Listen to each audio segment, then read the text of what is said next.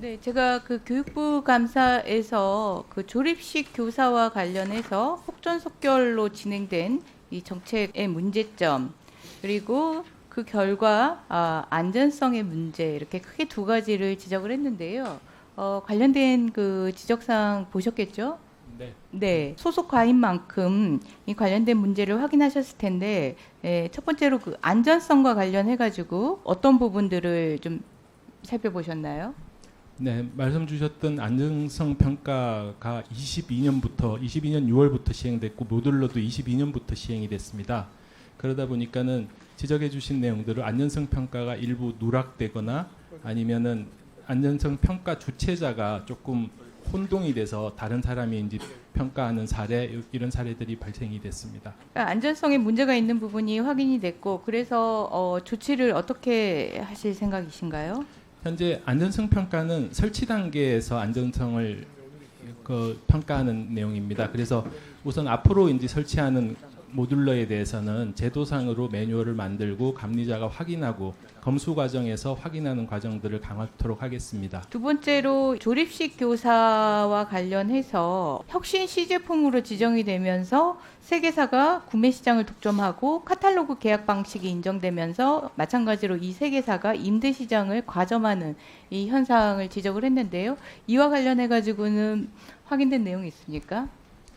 현재 그 부분은 말씀 주신 내용들을 갖다가 우선 조달청에 혁신 제품을 등록하는 과정이 1년 동안 걸리면서 좀 빠르게 진행된 부분이 있습니다. 그리고 산업이 초창기라서 저희도 지적하신 내용을 보고 세계사에 굉장히 많은 물량이 계약이 몰려 있다는 것을 확인을 했고요. 우선은 해당 교육청하고 학교에서 계약 관계에서 지방계약법에 정해진 바를 지키지 않은 내용이 있는지 확인을 하고 검토를 하겠습니다. 예, 장관님. 네네. 예, 그 먼저 그 실무 부서에서 검토한 내용을 들으셨는데요. 네네네. 네. 안전성과 관련해서는 안전에 그 공백이 있는 상태에서 이 그 모듈러 교사가 도입이 돼서 그 부분을 이제 확인하고 전수조사하고 향후에 필요한 조치를 취할 텐데, 네네. 세계사가 시장을 독점을 하게 되는 이 과정과 관련해서는 이 실무부서에서도 계약 과정 이외에 이 혁신 제품 지정이랄지 어떤 카탈로그 계약 방식으로 좀 시장 독점에 날개를 달아준 부분에 대해서는 확인이 어려운 그런 측면이 있기 때문에 제가 처음에 문제를 제기하면서 지적했던 것처럼 감사원 감사가 필요한 사항이다, 이렇게 보고 있거든요. 장관님께서도 감사원 감사를 통해서 이와 관련된 부분들을 좀 확인해 볼 필요가 있다라고 이렇게 느껴지지는 않습니까? 네, 그 부분 저희가 적극적으로 검토해서 의원님과 상의드리도록 하겠습니다. 지금 이제 다만 이제 현재는 뭐 그 모듈러 제작업체가 19곳으로 이렇게 저희 보고받고 있습니다. 그래서 좀 이제 문제가 개선되고 있다고 보여지는데요.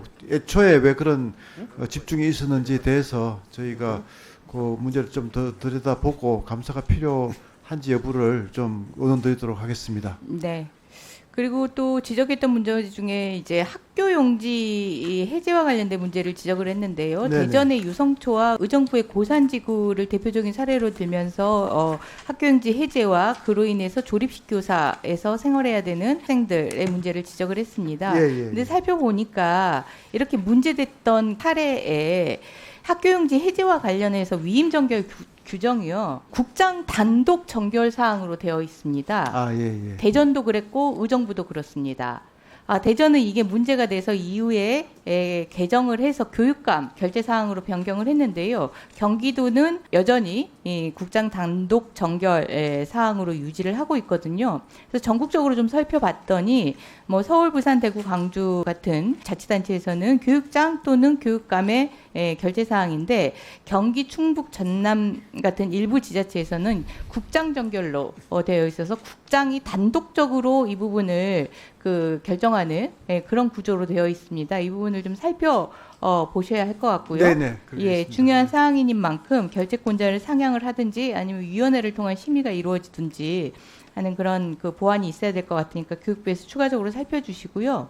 그 다음에 제가 이제 지방국감에서 지적한 사례 중에 충남대의 교수 부정 채용 사례하고 전북대병원의 친인척 채용 사례 이 두 가지를 언급을 했는데 이 당시에 제가 기조실장한테 이 부분을 교육부에서 살펴보라고 얘기를 안 했더니 이 종감에서도 누락했어요. 예. 네, 오늘 제가 추가적으로 말씀을 드립니다. 좀 네네. 오후 국감 때까지 충남대의 교수 부정 채용 이게 심각한 이유는 동일한 대상자에 걸쳐서 2번씩이나 부정 채용하는 그런 시도가 있었다는 거고 네네네. 그럼에도 관련자에게 똑같이 경고로 징계도 아닌 경고 수준으로 그쳤다라는 점에 문제가 있습니다. 이 부분에 대해서 교육부에서 좀 파악을 해서 오후에 보고를 해주시고요. 그다음에 전북대병원 친인척 채용과 관련해서 원래 그 전북대병원이 23년 7월에 감사 예정인데 그래서 감사를 진행을 그 하시라라고 했더니 요 자료에는 감사 예정 일시가 미정이라고 나와 있어요. 원래 예정되어 있는데 왜 이건 또 미정이라고 되어 있는지 체크해가지고 감사 예정일을 다시 한번 구체화해서 보고를 해주시고요.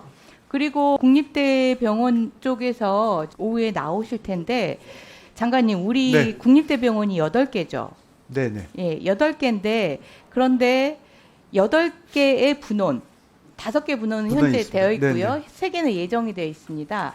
이 8개의 분원이 본원과는 별도로 각 지역의 거점 책임 의료기관입니다. 네네. 각 지역을 그러니까 경북대병원이 대구를 책임진다면 예, 경북대병원의 분원은 경북을 책임지는 그래서 이 8개 본원을 중심으로 오후에 집중적으로 논의될 네네. 지방 의료와 관련된 대책을 네네. 논의를 한정할 것이 아니라 8개 국립대병원 본원 플러스 분원 분원. 네. 해서 16개로 해서 지방 그 의료를 좀 살펴보는 게 그게 맞다라고 보는데요. 네네. 그 첫 단추로 이 5개 분원이 국립병원 본원에 아주 종속적인 위치에 있습니다. 정관상 자율성이 하나도 인정받지 못하고 있거든요. 인사와 예산에 있어서.